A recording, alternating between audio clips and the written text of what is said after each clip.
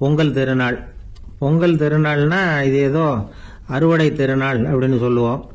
அதாவது வருஷம் பூரா நாம் பாடுபட்டு அதனுடைய பலனை அனுபவிக்கிற நாள் அப்படிங்கிறது நாம் சொல்லிட்டு இருக்கிறது. இது முக்கியமாக இது ஒரு நன்றி அறிவிப்பு நாள் அப்படின்னு சொல்லுவாங்க. இன்னைக்கு நிறைய நன்றி அறிவிப்பு கூட்டம்லாம் நடந்துகிட்டு இருக்குல்ல, அது மாதிரி விவசாயிகள் நடத்துகிற ஒரு நன்றி அறிவிப்பு விழா இது. யாருக்கு நன்றி சொல்றாங்கன்னா ஆதவனுக்கு. அதாவது சூரியன் இல்லைன்னா விவசாயம் இல்லை. அதனால ஆதவனுக்கு நன்றி செலுத்துகிற நாளாக இந்த பொங்கல் திருநாளை நாம கொண்டாடுறோம். அதாவது இந்த பொங்கல்ல விவசாயிகள்ட்ட இருந்து நிறைய பண்புகளை நாம தெரிஞ்சுக்க வேண்டிய நாள் இது. விவசாயிகள் அவங்க விவசாயம் முன்னேறி இருக்கிற அளவுக்கு விவசாயிகளுடைய வாழ்க்கை தரம் முன்னேறல. அந்த அளவுக்கு அவர்கள் நாட்டுக்காக உழைச்சிக்கிட்டு இருக்கிறாங்க.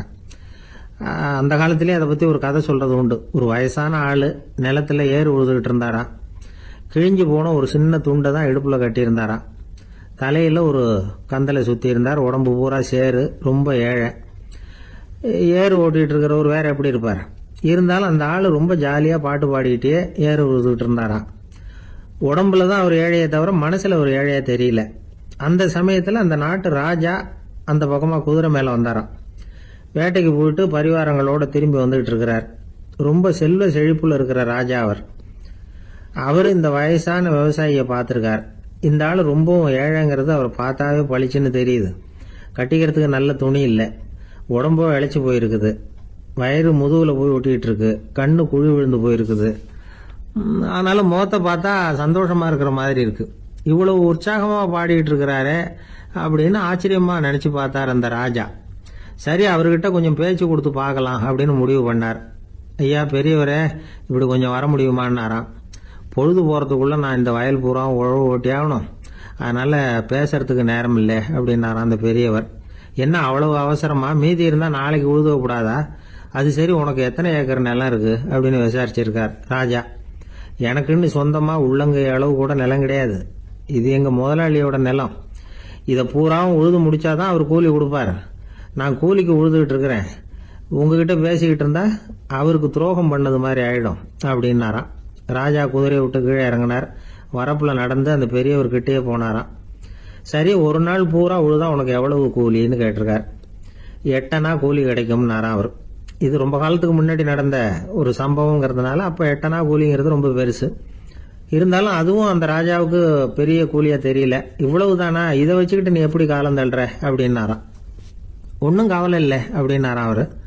ராஜாவுக்கு ரொம்ப ஆச்சரியமா போச்சு. 8 அணா கூலி வாங்குற இந்த ஆளு கவலை இல்லாம இருக்கிறார், ஏராளமான வசதியோட இருக்கிறன்னா கவலை இல்லாம வாழ முடியலையே அப்படின்னு நினைச்சு பார்த்திருக்கார். அது சரி, 8 அணாவில் எப்படி குடும்பம் நடத்துற அப்படின்னு கேட்டாராம். எனக்கு கிடைக்கிற 8 அணாவில் 2 அணா குடும்பத்துக்கு செலவழிக்கிறேன், 2 அணா பழைய கடனுக்கு கொடுக்கறேன், 2 அணா தர்மம் செய்யறேன், 2 அணா வட்டிக்கு கொடுக்கறேன், ஒரு குறையும் இல்லைன்னாராம். ராஜாவுக்கு ஒன்றும் புரியல. எனக்கு ஒன்றும் புரியலேன்னு இருக்காரு. ஐயா, எனக்கும் என் மனைவிக்கும் 2 அணா செலவாகுது. வயசான அம்மா அப்பா இருக்கிறாங்க, சின்ன வயசுல என்னை காப்பாத்தினவங்க அவங்க. அந்த கடனுக்கு 2 அணா செலவாகுது, அது பழைய கடன். என் தங்கச்சி ஒருத்தி ஆதரவு இல்லாத நிலைமையில தன்னுடைய மகனோட என் வீட்டுல இருக்கிறா. அவளுக்கும் அவள் மகனுக்கும் 2 அணா செலவு பண்றேன், அது தர்மம். எனக்கு 2 பிள்ளைங்க இருக்கிறாங்க, அவங்களுக்கு 2 அணா செலவு பண்றேன், அது வட்டிக்கு கொடுக்கறது மாதிரி. பிற்காலத்துல அவங்க எங்களை காப்பாத்துவாங்க. அந்த வகையில நான் திருப்தியோட வாழ்ந்துகிட்டு இருக்கிறேன் அப்படின்னாராம். ராஜாவுக்கு அர்த்தம் புரிய ஆரம்பிச்சுதான். அந்த பெரிய நிலத்தை விலை கொடுத்து வாங்கி அந்த பெரியவருக்கே தானமா கொடுத்துட்டாராம். இப்போ உழுதவருக்கே நிலம் சொந்தமாயிட்டது. அன்னையிலிருந்து அரசனுக்கும் ஆறுதல் கிடைச்சுதான். இப்படி ஒரு கதை சொல்லுவாங்க. 8 அணா வருமானத்தை வச்சுக்கிட்டு எப்படி காலத்தை தள்ளுறதுன்னு சொல்றதுக்காக இந்த கதையை சொல்றதாக யாரும் தப்பா நினைச்சுக்க கூடாது. கிடைக்கிறத எப்படி பங்கு போடுறார், எப்படி திருப்தியா வாழறார் அப்படிங்கிறது தான் முக்கியம். அது மாதிரி இன்றைக்கு இந்த பொங்கல் திருநாள்ல உழவர்கள் மனசு மகிழ்ச்சியா இருந்ததுன்னா அது எல்லாரும் மகிழ்ச்சியா இருக்கிறது மாதிரி அர்த்தம். அதனால அவர்கள்ட்ட இருந்து நாம பாடம் கத்துக்கணும். சில உழவர்கள் தங்கள் நிலத்துல விளையறத தாங்கள் சாப்பிட மாட்டாங்க, அடுத்தவங்கள்ட்ட வித்துட்டு சந்தையில போய் வேற அரிசி வாங்கிட்டு வந்துதான் இவங்க சாப்பிடுவாங்க.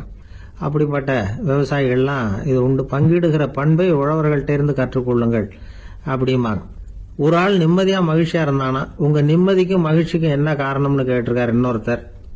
என்கிட்ட இருந்தது பூராவையும் என் பிள்ளைங்களுக்கு சமமா பங்கு போட்டு கொடுத்துட்டேன், எனக்குன்னு எதுவுமே வச்சுக்கல, அதுதான் நிம்மதிக்கு காரணம்ன்றிருக்கான். உங்ககிட்ட இருந்தது எவ்வளவு இருந்தது அப்படின்னு கேட்டிருக்காரு அவரு. மொத்தமாக ஒரு 50,000 ரூபா இருக்கும் அப்படின்னு இருக்கான். அவ்வளவும் பணமாகவே இருந்ததா அப்படின்னு கேட்டிருக்காங்க அவங்க. இல்லைங்க, அவ்வளவும் கடன், அதை தான் பிரித்து கொடுத்துருக்கேன் பிள்ளைங்க கிட்ட அப்படின்னு நானும். அவன் ஒரு வயசான அம்மா ஒரு நாள் ஃபோன் பண்ணாங்க. ஐயா, நான் இந்த தகவல் நிகழ்ச்சியை தினமும் கேட்குறேன், உங்ககிட்ட ஒரு கேள்வி கேட்கணும் அப்படின்னாங்க. என்னங்க அப்படின்னோம். எனக்கு சொந்தமாக ஒரு நல்ல வீடு இருக்குது, வேணுங்கிற அளவுக்கு பணமும் இருக்குது, கணவரும் ரொம்ப நல்லவர், ரிட்டையர் ஆகி வீட்டில் தான் இருக்கிறார், பிள்ளைங்கள்லாம் பெரிய பெரிய உத்தியோகத்தில் இருக்கிறாங்க, அதில் ஒருத்தன் ஐஏஎஸ், பணம்லாம் கூட நிறைய கொண்டாந்து கொடுக்குறாங்க. அப்படி இருந்தும் என் மனசில் நிம்மதி இல்லை, வாழ்க்கையில் ஒரு நிறைவு இல்லை அப்படின்னாங்க. ஏன்னு கேட்டோம். அதைத்தான் நான் உங்களை கேட்குறேன், ஏன் அப்படி அப்படின்னு திருப்பி கேட்குறாங்க. எங்களுக்கு ஒன்றும் புரியல, கொஞ்ச நேரம் குழம்பி போயிட்டோம். இருந்தாலும் அதை அவங்கக்கிட்ட காட்டிக்காம கொஞ்சம் சாமர்த்தியமா, ஏம்மா உங்கள் மனசில் நீங்கள் ஏதோ ஒன்று எதிர்பார்க்குறீங்க, அது நிறைவேறல அப்படி தானே அப்படின்னு கேட்டோம். ஆமாம் அப்படின்னாங்க. அதுக்கப்புறம் அவங்கக்கிட்ட கொஞ்சம் மனம் விட்டு பேசுகிறப்போ தானாக விஷயம் வெளியில் வந்தது. அதாவது அவங்க பிள்ளைங்க பெரிய பெரிய உத்தியோகத்தில் இருக்கிறதுனால அவசர அவசரமாக வந்து பார்த்துட்டு ஓடுறாங்களாம். ஆசையாக அம்மான்னு கூப்பிட்டுக்கிட்டு கிட்ட உட்காந்து கொஞ்ச நேரமாவது என்கிட்ட பேசினா தானே என் மனசு கொஞ்சம் நிம்மதியாக இருக்கும், அது அவங்களுக்கு தெரிய மாட்டேங்குதே அப்படிங்கிறாங்க. இதுதான் அவங்களுடைய ஏக்கம். இந்த ஏக்கம் அந்த தாயின் மனசில் இருந்துகிட்டு இருக்குது. இப்படி மகனுடைய அன்புக்காக மட்டுமே ஏங்குற தாய்மார்கள் பல பேர் இருக்கிறாங்க இந்த உலகத்தில். இதை நினைக்கிறப்போ ஒரு வெளிநாட்டு நாடோடி கதை ஞாபகத்தில் வருது. அதாவது கடவுள் படைப்பு தொழிலில் ரொம்ப மும்முரமாக ஈடுபட்டுக்கிட்டு இருந்தாராம். மீன்களை படைச்சாராம், பறவைகளை படைச்சாராம், விலங்குகளை படைச்சாராம். அவருக்கு திருப்தி ஏற்படலை. அதுக்கப்புறம் மனிதர்களை படைச்சிருக்கிறார். அப்பவும் அவருக்கு மன நிறைவு ஏற்படலையா. கடைசியாக தன்னுடைய சக்தி முழுசையும் பயன்படுத்தி குறையே இல்லாத அளவுக்கு ஒரு படைப்பை உருவாக்கினாராம். அந்த உன்னதமான ஒரு படைப்பு அதுதான் பெண், அதாவது தாய். இப்படி உருவாக்கி எல்லாரையும் இந்த உலகத்தில் விட்டுவிட்டாராம். அதுக்கப்புறம் கொஞ்ச காலம் கழிச்சு தன்னுடைய தேவியை அழைச்சிக்கிட்டு இந்த பூலோகத்துக்கு வந்திருக்கிறார். தன்னுடைய குறையில்லாத படைப்பாகிய பெண்ணை பார்த்தாராம். ஏம்மா, உனக்கு இன்னும் ஏதாவது குறை இருந்தா சொல்லு, அதையும் நிவர்த்தி பண்ணி விடுறேன் அப்படின்னாராம். அந்த அம்மா பார்த்துருக்காங்க. சுவாமி, எனக்கு நீங்க கொடுத்துருக்கிறது 2 கை, என்னுடைய பிள்ளைகளுக்கு சேவை செய்யறதுக்கு இந்த 2 கை பத்தலை, அதனால இன்னும் ஒரு 2 கை கொடுத்தா தேவலை அப்படின்னாங்களாம். கடவுள் பார்த்தார். அதனால என்ன, அப்படியே செஞ்சு விடலாம், இதோ அதுக்கான வரம் கொடுத்துட்டேன் அப்படின்னார். அந்த அம்மாவுக்கு இப்போ 4 கை ஆயிட்டுது. 4 கையாலையும் குழந்தைகளுக்கு சேவை செய்ய ஆரம்பிச்சுட்டாங்க. கடவுள் திருப்தியா திரும்பி போனார். அதுக்கப்புறம் கொஞ்ச காலம் கழிச்சு மறுபடியும் திரும்பி வந்தார் தேவியோட. பெண்ணை பார்த்தார். இப்போ என்னம்மா சந்தோஷம் தானே அப்படின்னாராம். அதுக்கு அந்த அம்மா, சந்தோஷம்தான், இருந்தாலும் இப்போ எனக்கு இருக்கிற 2 காலும் போதில்லை, இன்னும் ஒரு 2 கால் இருந்தால் தேவையில்லை, நிறைய ஓடி ஆடி பிள்ளைகளுக்காக வேலை செய்ய வேண்டியிருக்குது அப்படின்னாங்களாம். சரின்னு சொல்லி 4 கால் இருக்கிறது மாதிரி செஞ்சுட்டு போயிட்டார் கடவுள். மறுபடியும் கொஞ்ச நாள் கழிச்சு தேவி சொன்னாங்க கடவுள்கிட்ட, நீங்கள் என்னதான் முயற்சி பண்ணினாலும் முழுமையான ஒரு படைப்பை உங்களால் உருவாக்க முடியாது, அப்படிதான் நான் நினைக்கிறேன் அப்படின்னாங்களாம். அப்படியா சொல்ற, வா அந்த பொண்ணை பார்த்துட்டு வருவோம் அப்படின்னு புறப்பட்டு இங்கே வந்தாங்களாம். இங்கே பார்த்தா 4 கால் 4 கையோடு அந்த பொண்ணு ஒரு செவுத்துல சாஞ்சி உட்காந்து அழுதுகிட்டு இருக்குது. இப்போ தேவி அந்த பொண்ணை சுட்டி காட்டி கடவுள்கிட்ட கேட்டாங்களாம், ஏங்க நீங்கள் அந்த பொண்ணுக்கு கையை கொடுத்தீங்க, காலை கொடுத்தீங்க, சரி, அந்த கண்ணீரையும் எதுக்காக கொடுத்தீங்க அப்படின்னு கேட்டாங்களாம். அதுக்கு கடவுள் சொன்னாராம், கையை கொடுத்தது நான் தான், காலை கொடுத்தது நான் தான், ஆனால் அந்த கண்ணீரை கொடுத்தது நான் இல்லை, அதை கொடுத்தது அந்த அம்மாவோட பிள்ளைங்க அப்படின்னாராம். இன்னைக்கும் அப்படித்தான் பல பிள்ளைங்க அவங்க அம்மாவுக்கு கண்ணீரை தான் கொடுத்துக்கிட்டு இருக்கிறாங்க. அம்மாவை மதிக்கிற பிள்ளைங்க தான் இன்னைக்கு நல்லபடியாக இருக்கிறாங்கங்கிறது அவங்களுக்கு தெரியறதில்ல.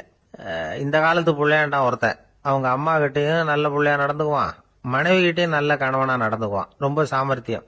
ஒரு நாள் அவங்ககிட்ட கேட்டாங்க, ஏப்பா உங்கள் அம்மாவும் உன் மனைவியும் சண்டை போட்டுக்கிட்டா நீ எந்த பக்கம் அப்படின்னாங்களாம். வீட்டுக்கு வெளிப்பக்கம் அப்படின்னானான் அவன். நம்பிக்கை இல்லைன்னா இந்த உலகத்தில் நாம் நடமாடவே முடியாது. அவநம்பிக்கையோடு இருந்துகிட்டு இருந்தா என்னைக்கும் அவஸ்தை தான். நாம் நம்புறது நடக்குதோ இல்லையோ அது வேற விஷயம். ஆனா எதையும் நம்பி தான் நாம அடி வைக்க வேண்டியிருக்கு. வேற ஒன்றும் வேணாம், ஒரு லாட்டரி சீட்டு வாங்குறோம், அது எங்க நமக்கு விழப்போகுது அப்படிங்கிற அவநம்பிக்கையோடவா வாங்குறோம்? பரிசு நமக்கு தான் அப்படிங்கிற நம்பிக்கை உள்ளூர இருக்கிறதுனால தான் அதை வாங்குறோம். இருந்தாலும் முடிவு வேற மாதிரி ஆயிடுது. அதுக்காக மனசு சோர்ந்து போறதில்ல, அடுத்த மாசமும் சீட்டு வாங்குறோம். இந்த நம்பிக்கை தான் மனித வாழ்க்கைக்கு ஆதாரம். ஒரு கடையில் போய் டீ சாப்பிட்றீங்க, அந்த டீ நல்ல டீ தானா, அதில் விஷம் கலந்துருக்குமா அப்படிங்கிற சந்தேகம் வந்துட்டுதுன்னு வச்சுங்க. அதுக்கப்புறம் அதை எப்படி நீங்கள் சாப்பிட முடியும்? நம்பி தான் சாப்பிட்ணும். ரயில் ஒழுங்காக போய் சேருங்கிற நம்பிக்கை இருக்கிறதுனால தான் அதில் ஏறி உட்காடுறோம். லெட்டர் ஒழுங்காக போய் சேருங்கிற நம்பிக்கை இருக்கிறதுனால தான் பெட்டியில் போடுறோம். சரி, நம்ம கதையெல்லாம் நம்மளோட இருக்கட்டும். மனித நம்பிக்கை எந்த அளவுக்கு உறுதியாகவும் அறிவுபூர்வமாகவும் இருக்கணுங்கிறதுக்கு அலெக்சாண்டர் வாழ்க்கையில் நடந்த ஒரு சம்பவத்தை உதாரணமாக சொல்லலாம். இந்த உலகத்தையே ஜெயிக்கணும்னு புறப்பட்டார் அலெக்சாண்டர். ஒரு கட்டத்தில் அவர் சிட்னஸ் நதி கரைக்கு சேர்ந்தார். அந்த சமயத்தில் அவருக்கு கடுமையான நோய் வந்துட்டுது. அவர் கூடவே வந்திருந்த கிரேக்க வைத்தியர்கள் என்னென்னமோ முயற்சியெல்லாம் பண்ணி பார்த்தாங்க. இருந்தாலும் அலெக்சாண்டருக்கு வந்திருக்கிறது என்ன நோய்ங்கிறத அவங்களால கண்டுபிடிக்க முடியல. ஏன்னா அந்த பகுதியில் உள்ளவங்களுக்கு மட்டுமே அதிகமாக வரக்கூடிய ஒரு வினோதமான நோயா இருந்தது அது. ஆனால் அவர் இருக்கிற இடம் எதிரியோட இடம், பாரசீக மன்னனோட ஆளுகைக்கு உட்பட்ட இடம். என்ன பண்றது அப்படின்னு எல்லாரும் யோசனை பண்ணாங்க. பாரசீக மன்னனோட அரண்மனையில் இருக்கிற வைத்தியர் வந்தா இந்த நோயை குணப்படுத்தி விடுவார் அப்படின்னு சொன்னாங்க. இருந்தாலும் எதிரியோட நாட்டில் இருக்கிற வைத்தியரை கூப்பிட்டு எப்படி நம்பி வைத்தியம் பார்க்க சொல்றது அப்படின்னு சொல்லி எல்லாரும் தயங்கினாங்க. ஆனால் அலெக்சாண்டர் தயங்கலை. பரவாயில்ல, அழைச்சிட்டு வாங்கன்னு விட்டார். உடனே அவரை போய் அழைச்சிட்டு வந்துட்டாங்க. அவர் வந்தார். அலெக்சாண்டர் உடம்பை பரிசோதனை பண்ணி பார்த்தார். சரி, இதை குணப்படுத்தி விடலாம், பயப்பட வேண்டியதில்லை. ஆனால் இதுக்கு ஒரு மூலிகை ரசம் தயார் பண்ணி கொடுக்கணும். நான் போய் அதை தயார் பண்ணிட்டு 2 நாளில் திரும்பி வந்துடுறேன் அப்படின்னு சொல்லிவிட்டு போனார் அந்த வைத்தியர். அதே மாதிரி 2 நாளில் திரும்பி வந்தார் மூலிகை ரசத்தோட. இதுக்கு இடையில அலெக்சாண்டரோட தளபதிகளில் ஒருத்தர் ரகசியமா ஒரு எச்சரிக்கை கடிதம் கொடுத்து அனுப்பியிருக்கிறான். அதை வாங்கி என்ன விஷயம்னு பார்த்தார். இப்போ உங்ககிட்ட வந்திருக்கிற எதிரி நாட்டு வைத்தியரை நம்பாதீங்க, அவன் கொண்டுகிட்டு வந்திருக்கிற மூலிகை ரசத்துல விஷம் கலந்துருக்குது அப்படின்னு அதில் எழுதியிருக்கு. அதை பார்த்தார் அலெக்சாண்டர். இருந்தாலும் கொஞ்சம் கூட அலட்டிக்கல. வைத்தியர் கொடுத்த மருந்தை வாங்கி கடகடன்னு குடிச்சுட்டார். குடிச்சுட்டு அதுக்கப்புறம் அந்த கடிதத்தில் இருந்த விஷயத்தை அந்த வைத்தியர்கிட்ட சொன்னார். வைத்தியர் தகைச்சு போயிட்டார். தன் மேல அலெக்சாண்டர் வச்சிருக்கிற நம்பிக்கையை பார்த்து அவருக்கு ரொம்ப வியப்பு. வைத்தியர் உண்மையிலேயே நல்ல மருந்து தான் கொண்டுட்டு கொடுத்துருக்கிறார், அதுல விஷம்லாம் எதுவும் கலக்கல. அதுக்கப்புறம் அலெக்சாண்டர் அந்த வைத்தியரை பார்த்து சொன்னாராம், நம்பிக்கைங்கிற அச்சாணியை ஆதாரமா வச்சுக்கிட்டு தான் இந்த உலகம் சுத்திக்கிட்டு இருக்குது. எனக்கு எதிரியா இருந்தாலும் பாரசீக மன்னர் ரொம்ப பெரியவர். அப்பேற்பட்ட மன்னருடைய அரண்மனை வைத்தியர் தொழில் நேர்மை இல்லாதவரா இருக்க முடியாது, இருக்க மாட்டார். அப்படி இருந்தா அவரை அரண்மனை வைத்தியரா வச்சிருக்கவே மாட்டாங்க அப்படின்னு நம்பினேன். என்னுடைய நம்பிக்கை வீண் போகல அப்படின்னாராம். இதுதான் மானுட நம்பிக்கைங்கிறது. இந்த காலத்திலயும் இது மாதிரி இந்த மானுட நம்பிக்கையை ரொம்பவும் சாமர்த்தியமா கையாளுகிற கெட்டிக்காரங்க சில பேர் இருக்கிறாங்க. இந்த காலத்து குரு, அவருக்கு ஒரு சிஷ்யன். குரு முன்னாடி அந்த சிஷ்யன் ரொம்ப பணிவா நின்று, குருவே உங்க கையால விஷத்தை கொடுத்தாலும் அதை வாங்கி மடமடன்னு குடிச்சிருவேன் அப்படின்னா. உன்னுடைய குரு பக்தியை மெச்சினேன் அப்படின்னாரு குரு. அதுக்கு அந்த சிஷ்யன், அப்படி இல்லை குருவே, உங்ககிட்ட சிஷ்யனா இருக்கிறத விட உங்க கையால விஷத்தை வாங்கி குடிச்சு விடுறது ரொம்ப நல்லது, அதனாலதான் அப்படி சொன்னேன் அப்படின்னா. அந்த காலத்துல அண்ணாமலை ரெட்டியார்னு ஒருத்தர் இருந்தார். அவர் வெங்கனூர் அப்படிங்கிற கிராமத்துல இருந்தார். அங்க இருந்து விருத்தாசலம் கோவிலுக்கு தவறாம போயிட்டு வந்துகிட்டு இருந்தார். இடையில வெள்ளாறு, அதுல ஒரு சமயம் வெள்ளம் வந்துட்டுது. இவரால் போக முடியல. அதோட விளைவு வெங்கனூர்லயே ஒரு கோவில் கட்டணும் அப்படின்னு முடிவு பண்ணார், சிவாலயம். அந்த சமயத்துல வடநாட்டுல பஞ்சம். அதனால அங்க இருந்த பல சிற்பிகள் தென்னாட்டை நோக்கி வர ஆரம்பிச்சாங்க. அவங்க வெங்கனூர் வழியா வர்றது தெரிஞ்சதும் இவர் போய் பார்த்தார். இங்க ஒரு கோவில் கட்டணும், அதுக்கு நீங்க உதவணும்னார். பஞ்ச காலத்துல இப்படி ஒரு வாய்ப்பு கிடைச்சதுல அவங்களுக்கும் ரொம்ப மகிழ்ச்சி. உற்சாகத்தோட ஒத்துக்கிட்டாங்க. ஆலய திருப்பணி ஆரம்பமாச்சு. அவங்களுக்கு வேண்டிய எல்லா வசதிகளையும் இவர் செஞ்சு கொடுத்தார். அவங்களுக்கு எந்த குறையும் இல்லாம பாத்துக்கிட்டார். அது மட்டும் இல்ல, ஒவ்வொரு நாளும் அங்க வருவாரு. உங்களுக்கு என்ன வேணும், எது வேணும்னு கேட்பாரு. ஏதாவது குறை இருந்தா சொல்லுவாங்க, உடனே தீர்த்து வைப்பார். இவரும் கேட்பாரு, எந்த குறையா இருந்தாலும் என்கிட்ட சொல்லுங்க அப்படின்னு சொல்லுவார். அதை தவிர இவராகவே கவனிச்சும் அவங்களுக்கு என்னென்ன தேவைங்கிறத கண்டுபிடிச்சு அதையெல்லாம் கொடுத்துக்கிட்டு இருப்பார். என்ன தேவைன்னாலும் அதை நிறைவேற்றி வச்சிருவார். அந்த சிற்பிகளின் தலைவன் ஒருத்தன், அந்த ஆளுக்கு வெத்தலை பாக்கு போடுறது பழக்கம். இதை தெரிஞ்சுக்கிட்டு அதுக்காகவே ஒரு ஆளை ஏற்பாடு பண்ணார். வேணுங்கிற போலாம் நீ வெத்தலை சிவல் மடிச்சு கொடுக்க வேண்டியது உன் வேலை அப்படின்னு ஒருத்தனை ஏற்பாடு பண்ணிட்டார். இப்படியெல்லாம் செஞ்சதும் அவங்களுக்கும் ரொம்ப உற்சாகம். ரொம்ப பொறுப்பா சிற்ப வேலைகளை செஞ்சுக்கிட்டு இருக்கிறாங்க. ஒரு நாள் என்னாச்சு தெரியுமா? அந்த சிற்பிகளின் தலைவன் ரொம்ப நுணுக்கமா ஒரு வேலையை செஞ்சுக்கிட்டு இருக்கிறான். சாரம் போட்டு அது மேல படுத்துக்கிட்டு அண்ணாந்து பார்த்து உச்சியில நுணுக்கமான சிற்பங்களை உருவாக்கிக்கிட்டு இருக்கான். சிற்பியின் கவனம் செதறப்படாதுங்கிறதுனால இவரு மெதுவா சத்தம் போடாம கிட்ட போய் நின்று அதை கவனிச்சுக்கிட்டு இருக்கிறார். அந்த சிற்பி வழக்கம் போல வெத்தலை பாக்குக்காக இடது கையை கீழே நீட்டினான். அந்த சமயம் பார்த்து அவருக்கு தாம்பூலம் கொடுக்கறவன் அங்க இல்ல, எங்கேயோ போயிருக்கிறான். அண்ணாமலை ரெட்டியார் என்ன பண்ணாரு தெரியுமா?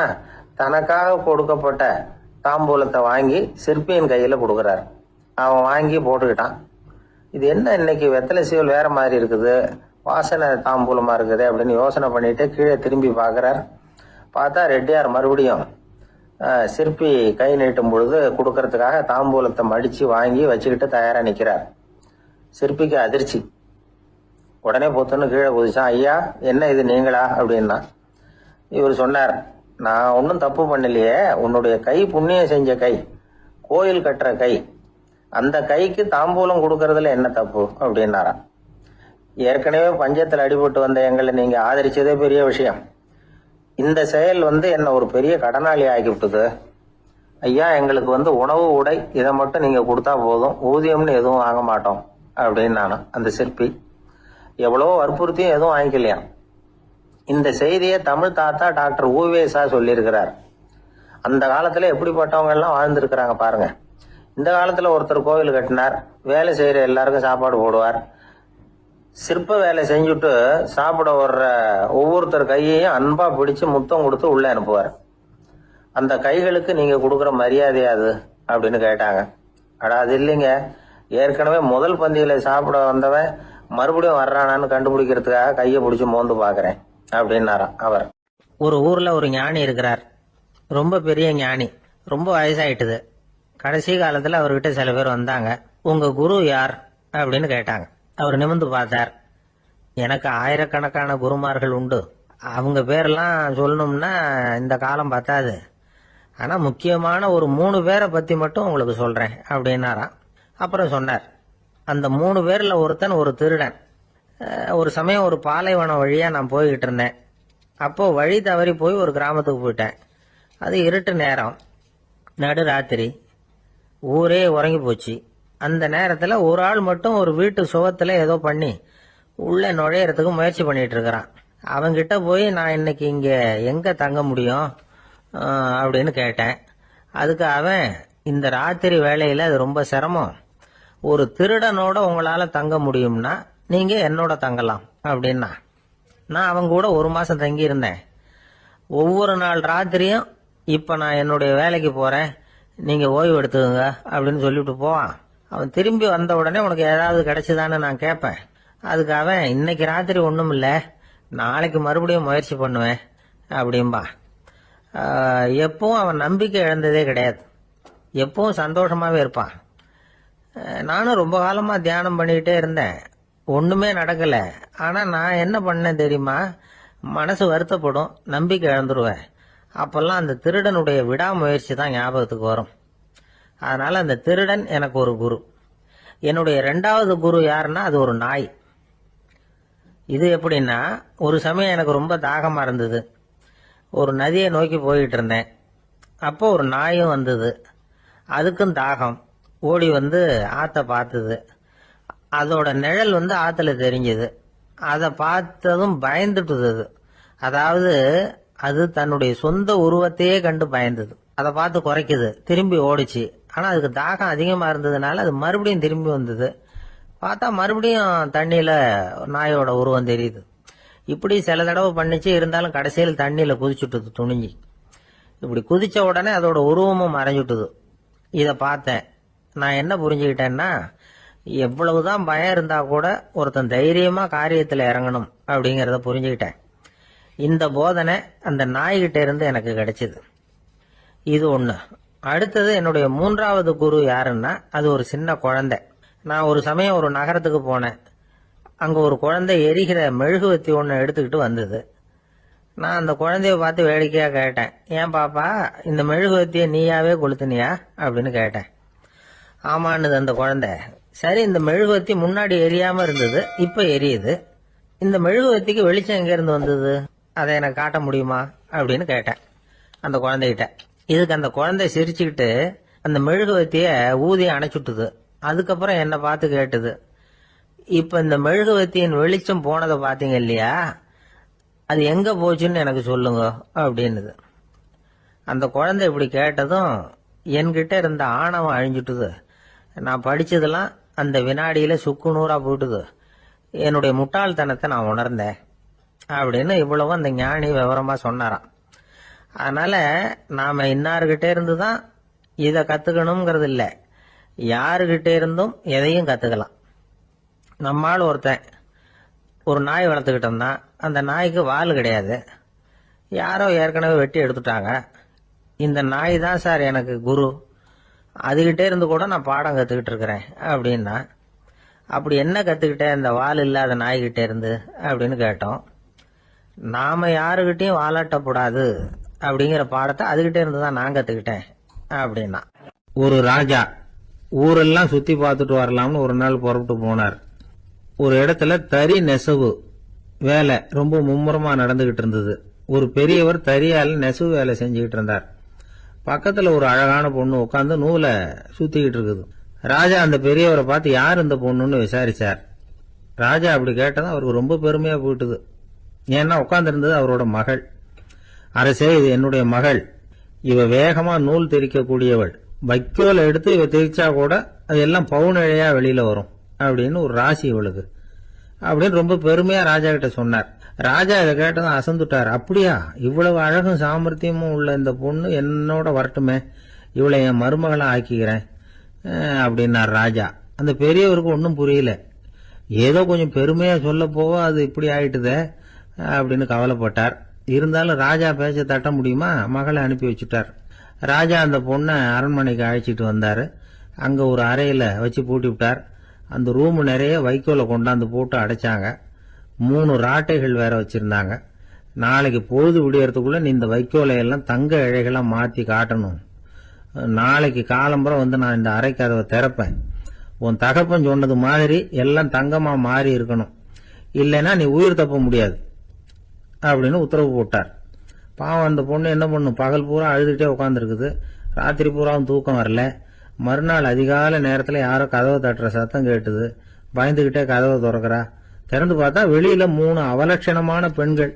ஒருத்திக்கு வந்து கால் அகலமா முறை மாதிரி இருக்கு, இன்னொருத்திக்கு கட்டை விரல் கரண்டி மாதிரி பெருசா இருக்குது, 3வது பொண்ணுக்கு உதடு தடிச்சு ரப்பர் மாதிரி தொங்கிக்கிட்டு இருக்கு.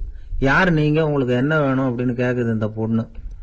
நாங்க உங்களுக்கு உதவி செய்யறதுக்கு தான் வந்திருக்கிறோம் அப்படின்னு சொல்லி உள்ள வந்தாங்க, உட்கார்ந்தாங்க.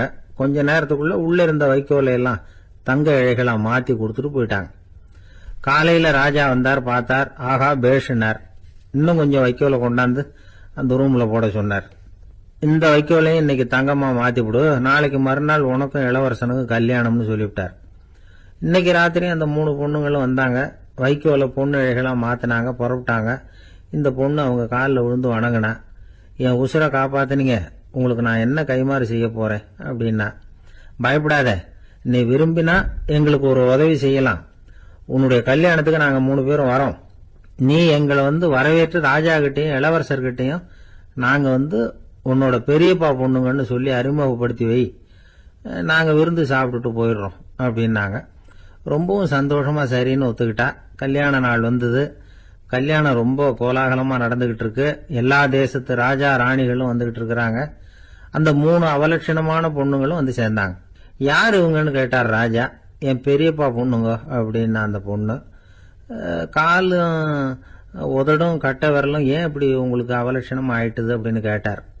அதுக்கு அந்த பொண்ணுங்க பதில் சொன்னாங்க. என்ன செய்யறது, ஓயாம வைக்கோல நூற்று ஒருத்தியோட கட்டை விரல் அப்படி கரண்டி மாதிரி ஆயிட்டுது, நாக்கில் தொட்டு தொட்டு திரிச்சதுனால ஒருத்தியோட உதடு அப்படி ஆயிட்டுது, காலால கட்டையை அழுத்தி அழுத்தி தறி போட்டதுனால இன்னொருத்தையோட கால் இப்படி ஆயிட்டுது. உங்க மருமகளா வந்திருக்கிற இந்த பொண்ணு அந்த மூணையுமே செய்ய தெரிஞ்சவ தான். என்ன ஆக போதும் இன்னும் கொஞ்ச நாள்ல அப்படின்னாங்க. அவ்வளவுதான், ராஜா பயந்துட்டார்.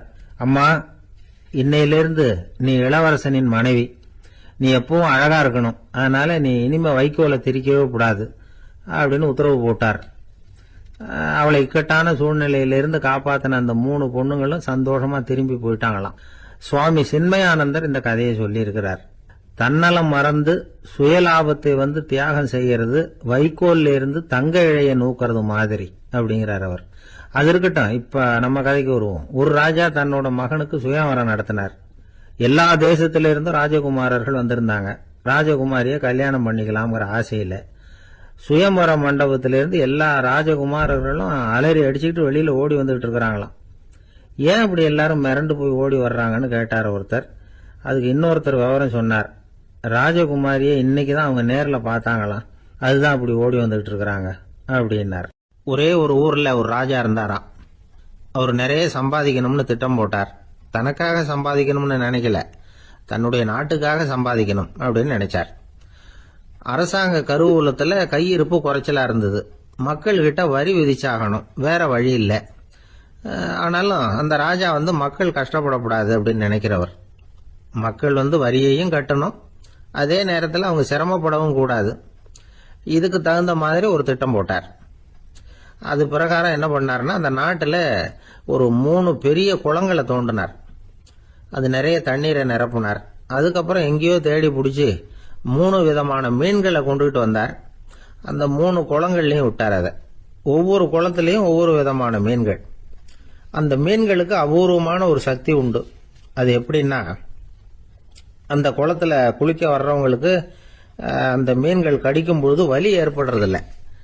அதுக்கு பதிலா மகிழ்ச்சி நிறைந்த ஒரு இனிமையான உணர்வை அவங்க அனுபவிச்சாங்க.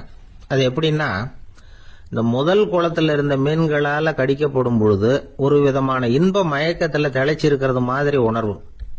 இந்த 2வது குளம் இருக்க, அதுல இருக்கிற மீன் கடிச்சதுன்னு வைங்க, மக்களுக்கு எப்படி இருக்கும்னா, கால்களே தரையில படாம அப்படியே ஆகாயத்துல மிதக்கிறது மாதிரி ஒரு உணர்வு. அதை அனுபவிக்கிறாங்க.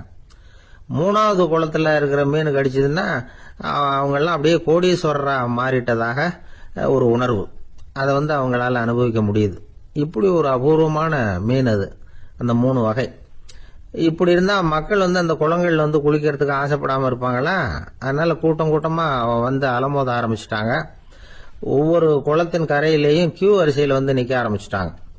அந்த நாட்டு மன்னர் என்ன பண்ணாருன்னா, ஒவ்வொரு குளத்தங்கரையிலையும் ஒரு ராஜாங்க அதிகாரியை உட்கார வச்சார். டிக்கெட்டை அடிச்சு கொடுத்தார். குளிக்க வர்றவங்க கிட்ட ஒரு குறிப்பிட்ட தொகையை கட்டணமா வசூலிக்க ஆரம்பிச்சார். அவ்வளவுதான், அரசாங்க கருவூலம் நிரம்ப ஆரம்பிச்சுட்டுது. ராஜாங்கத்துக்கு தேவையான பணம் கிடைச்சிட்டுது. இது ஒரு கதை. இத பத்தி என்ன நினைக்கிறீங்க? அதாவது மக்களுக்கு சுமை தெரியாமலே வரி வசூல் பண்றது நல்லது தானே அப்படின்னு நினைப்பீங்க. ஆனா இன்னைக்கும் உலகத்துல பல அரசாங்கங்கள் இதே மாதிரி 3 குளங்களை வெட்டி வச்சிருக்குது. மக்களும் அதுல குளிச்சுக்கிட்டு தான் இருக்கிறாங்க. அது எப்படிங்கிறீங்களா? அந்த முதல் குளம் தான் சினிமா தியேட்டர். அதுல குளிக்கிறவங்க தான் ஒரு விதமான இன்ப மயக்கத்துல திளைச்சிருக்கிறது மாதிரியான உணர்வை அனுபவிக்கிறவங்க. 2வது குளம் தான் சாராய கடை. இந்த குளத்துல குளிக்கிறவங்க தான் கால்களே தரையில படாம ஆகாயத்துல மிதக்கிறது மாதிரி உணர்வை அனுபவிக்கிறவங்க. 3வது குளம் லாட்டரி டிக்கெட். இதுல குளிக்கிறவங்க தாங்கள் அப்படியே கோடீஸ்வரர்களா மாறினது மாதிரி ஒரு உணர்வு, அதை அனுபவிக்கிறவங்க. இன்னைக்கு பல நாடுகள் இந்த குளங்களை பயன்படுத்திக்கிட்டு தான் வராங்க. ஒரு பூவுல வண்டு உட்காருது. அதுல இருக்கிற தேனை வண்டு எடுக்குது. இந்த சமயத்துல அந்த பூவுக்கு வலிக்குமா? அதுக்கு வலிக்கிறது இல்லை. அந்த பூவோட மலர்ச்சியும் வளர்ச்சியும் குன்றி போறதும் கிடையாது. ஒரு ராஜா மக்கள் கிட்ட வரி வசூல் பண்ணும் பொழுது மக்களுக்கு சிரமமும் தெரியக்கூடாது, அதே நேரத்தை அதனால அவங்க வாழ்க்கையும் கெட்டு போயிடக்கூடாது. அது மாதிரி வரி வசூல் பண்ணணுமா. இது காளிதாசனின் ரகுவம்சத்துல காணப்படுகிற ஒரு கருத்து. ஒரு சின்ன குழந்தை தவறுதலா ஒரு 25 காசு நாணயத்தை மூழ்கி விட்டுது. காசு வயத்துக்குள்ள போயிட்டுது. அந்த குழந்தையோட தாய் உடனே குழந்தைய தூக்கிட்டு ஆஸ்பத்திரிக்கு புறப்பட்டாங்க. அப்ப அந்த பக்கமா ஒருத்தர் வந்தார் தெருவில். என்ன விவரம்னு கேட்டார். இவங்க சொன்னாங்க, குழந்தை காசை முழுகிட்டுது, அதான் அவசரமா ஆஸ்பத்திரிக்கு தூக்கிட்டு ஓடுறேன் அப்படின்னாங்க. அவர் வந்தவர் சொன்னார், கவலைப்படாதம்மா, உடனே இப்படி கொடுங்க குழந்தைய அப்படின்னு கையில் வாங்கினார். ஒரு கையில் அந்த குழந்தையோட கால் ரெண்டையும் பிடிச்சி தலைகீழாக தூக்கி பிடிச்சார். இன்னொரு கையால் அந்த குழந்தையோட வயத்தில் குறிப்பாக ஒரு இடத்துல அப்படியே தேடி அந்த சுட்டு விரலால ஒரு இடத்துல பொட்டுன்னு தட்டினார். உடனே காசு அந்த குழந்தையோட வாய் வழியாக வெளியில் வந்து விழுந்துட்டுது. காசை எடுத்துக்கிட்டு இருந்தாங்கம்மா உங்கள் குழந்தை அப்படின்னார். ரொம்ப நன்றிங்க, நிச்சயமாக நீங்கள் ஒரு டாக்டராக தான் இருக்கணும், என்னுடைய யூகம் சரிதானே அப்படின்னாங்களாம் அந்த அம்மா. அதுக்கு அவர், இல்லைங்க, நான் ஒரு இன்கம் டேக்ஸ் ஆஃபீஸர், வருமான வரி அதிகாரி அப்படின்னு சொல்லிவிட்டு போனாராம். அந்த ஆள் என்னை கண்ணா பண்ணான்னு திட்டி விட்டான் சார், அதை நினைச்சா எனக்கு ரொம்ப வருத்தமா இருக்கு அப்படின்னு சொல்லி கவலைப்பட்டார் ஒருத்தர். இதுல கவலைப்படுறதுக்கு என்ன இருக்குது அப்படின்னாரு ஒரு பெரியவர். அவர் ஒரு மகான். என்ன சார் இப்படி சொல்றீங்க, ஒருத்தர் நம்ம பார்த்து திட்டுனா வருத்தமா இருக்காதா அப்படின்னார். அது எப்படி வருத்தமா இருக்கும், திட்டுறதுங்கிறது என்ன, அது வெறும் சத்தம் தானே அப்படின்னார் அந்த பெரியவர். நம்ம ஆளுக்கு தலையை பிச்சுக்கலாம் போல இருந்தது. இருக்காது அப்படின்னா நமக்கு அப்படித்தானே தோணுது. அந்த பெரியவர் சொல்றது ரொம்ப பெரிய விஷயம். அதை நாம புரிஞ்சிக்க முயற்சி பண்ணலாம்னா நடைமுறை வாழ்க்கைக்கு அது ஒத்து வர்றது மாதிரி தெரிய மாட்டேங்குது. இருந்தாலும் அந்த பெரியவர் அதுக்கு என்னதான் விளக்கம் கொடுக்கறாருன்னு பாப்போமே. ஒரு ரயில் போயிட்டு இருக்கு, அதுல ஒரு சாது போயிட்டு இருக்கார். அந்த ரயில் அவரு ஹரித்வாரம் போயிட்டு இருக்காரு. அவரு ரயில்ல ஏகப்பட்ட கூட்டம். நம்ம ஊர் ரயில் கேட்க வேணும், டிக்கெட் வாங்கிட்டு கொஞ்சம் பேர், வாங்காத கொஞ்சம் பேர். அது என்னத்துக்கு அனாவசியமா டிக்கெட் அப்படிங்கிற நினைப்புல பாதி பேர். இந்த கூட்டத்துக்கு மத்தியில அந்த சாதுவும் போயிட்டு இருக்கிறார். உட்கார்றதுக்காக இருந்த இடத்துல ஒரு ஆள் படுத்திருக்கிறான், கொஞ்சம் முரட்டு ஆசாமி. அவன் காலு பக்கத்துல கொஞ்சோண்டு இடம் பாக்கி இருந்தது. அந்த இடத்துல இந்த சாது உட்காந்துருந்தார். மெதுவா உட்காந்துக்கிட்டார் போய். ஆனா அந்த ஆளு ராத்திரி பூரா இவரை காலால உதச்சிக்கிட்டே இருக்கிறான். அது இவருக்கு ரொம்ப அவமானமா பட்டது. அதனால துக்கம் ஏற்பட்டது. இருந்தாலும் அதை ஒரு மாதிரியா சகிச்சுக்கிட்டே இவர் வந்து சேர்ந்தார். பொழுது விடிஞ்சது. அந்த சாது ஹரித்வார் வந்து சேர்ந்தார். அங்க ஒரு பெரிய ஞானியை சந்திச்சார். ராத்திரி ரயில்ல அந்த ஆளு உதைச்சதையும் அதனால தனக்கு ஏற்பட்ட துக்கத்தையும் இந்த சாது அந்த ஞானி கிட்ட சொன்னார். சொல்லிவிட்டு, ஏன் சுவாமி, எனக்கு துக்கம் ஏற்பட்டதே அது தப்பா அப்படின்னு கேட்டார். தவறுதான் அந்த ஞானி. உனக்கு இன்னமும் தேக அபிமானம் போகலைங்கிறது தான் அது காட்டுது. அஷ்டாவக்கிரர் என்ன சொல்றார் தெரியுமா, உண்மையான ஞானி யாராவது தன்னை வந்தனை செய்தால் அதற்காக சந்தோஷப்பட மாட்டார், யாராவது நிந்தனை செய்தால் அதற்காக வருத்தப்பட மாட்டார் அப்படின்னு சொல்றார். நிந்தனைங்கிறது ஒரு ஒலி தான்.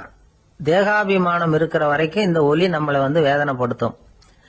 நான் தேகம் இல்லை, ஆத்மா அப்படிங்கிற நினைவு இருந்தா இந்த ஒலி நம்மளை பாதிக்காது. மனு என்ன சொல்றார் தெரியுமா, ஒரு சாதகன் பாராட்டுதலை விஷம்னு நினைச்சு பயப்படணும், அவமானத்தை அமிர்தம்னு நினைச்சு சந்தோஷப்படணுங்கிறார். அவமானப்பட்டா கவலைப்படாம எப்படி இருக்க முடியும் அப்படின்னு தான் நமக்கு தோணும். அதனாலதான் நம்மள யாரும் இதுக்கு உதாரணமா யாரையும் காட்ட முடியல. புத்தரையும் கபீரையும் உதாரணமா காட்டுறாங்க. அவங்களுக்கெல்லாம் அவமானம் ஏற்பட்டப்போ கவலையே படலையாம். புத்தரை அவமானப்படுத்தணுங்கிறதுக்காக கௌசாம்பி ராணி ஒரு இளம் பெண்ணை கொலை பண்ணி சடலத்தை புத்தர் குடிசைக்கு முன்னாடி போட சொன்னார். போட்டாங்க. புத்தர் தான் அந்த பொண்ணை கெடுத்து கொலை பண்ணி விட்டாருன்னு எல்லாரும் நினைச்சாங்க. ஆனா புத்தர் இதை பத்தி கவலையே படல. அப்புறமா உண்மை தெரிஞ்சதும் புத்தர் புகழ் இன்னும் அதிகமாயிட்டு. ஒரு பெரிய சபையில ஒரு மோசமான பொண்ணு நுழைஞ்சு தனக்கும் கபீருக்கும் சம்பந்தம் உண்டுன்னு சொன்னா கபீர் கவலைப்படல. அவங்க மாதிரியெல்லாம் நாமளும் இருக்க கத்துக்கணும். நிந்தனை, அபகீர்த்தி, அவமானம் எல்லாம் ஆண்டவன் கொடுக்கிற பிரசாதம்னு நினைக்கணும் அப்படின்னு சொல்றார் அந்த ஞானி. இதை கேட்ட இந்த காலத்து ஆசாமி ஒருத்தர், நான் கூட அப்படிதான் சார், யாராவது அவமானப்படுத்தினா கவலைப்பட மாட்டேன். நேத்து கூட ஒருத்தர் என்ன பலார்னு அரைஞ்சுட்டார், நான் கொஞ்சம் கூட கவலைப்படல, பேசாம வந்துட்டேன்னார். ஏன் அப்படி வந்துட்டீங்க அப்படின்னு. அவர் அரைஞ்சதுலேயும் ஒரு அர்த்தம் இருந்தது, அதனாலதான் அப்படி வந்துட்டேன்னார். ஏன் அரைஞ்சாருன்னு கேட்டேன். 10 வருஷத்துக்கு முன்னாடி 15 ரூபா அவர்கிட்ட கடன் வாங்கினேன், அதை கேட்டு கேட்டு பார்த்துட்டு கடைசியா தான் அரைஞ்சார் அப்படின்னார். ஆண்டவனுடைய பிரசாதம் இவருக்கு அடிக்கடி கிடைக்கும் போல இருக்கு. இந்த உலகத்துல எல்லாருக்கும் மகிழ்ச்சி தரக்கூடிய ஒரு பொருள் எது? இது ஒரு முக்கியமான கேள்வி. இந்த கேள்விக்கு பொருத்தமான ஒரு பதில உங்களால சொல்ல முடியுமா? அதாவது கொஞ்சம் யோசிச்சு பார்த்தா பணம்னு சொல்லலாமா? இப்ப கையில காசு இல்லாதவங்கிட்ட ஒரு 10 ரூபாய கொடுத்தா அது அவனுக்கு சந்தோஷத்தை கொடுக்கும். ஏற்கனவே வருமான வரி பிரச்சனையில சிக்கி இருக்கிறவர்கிட்ட இன்னும் கொஞ்சம் பணம் இந்தாங்கன்னு சொல்லி கொடுத்தோம்னா அது அவருக்கு சங்கடத்தை தான் கொடுக்கும். அதனால அந்த கேள்விக்கு பணம்ங்கிறது பொருத்தமான பதிலா இருக்க முடியாது. கேள்வி என்னன்னா, இந்த உலகத்துல எல்லாருக்கும் மகிழ்ச்சி தரக்கூடிய ஒரு பொருள் எது?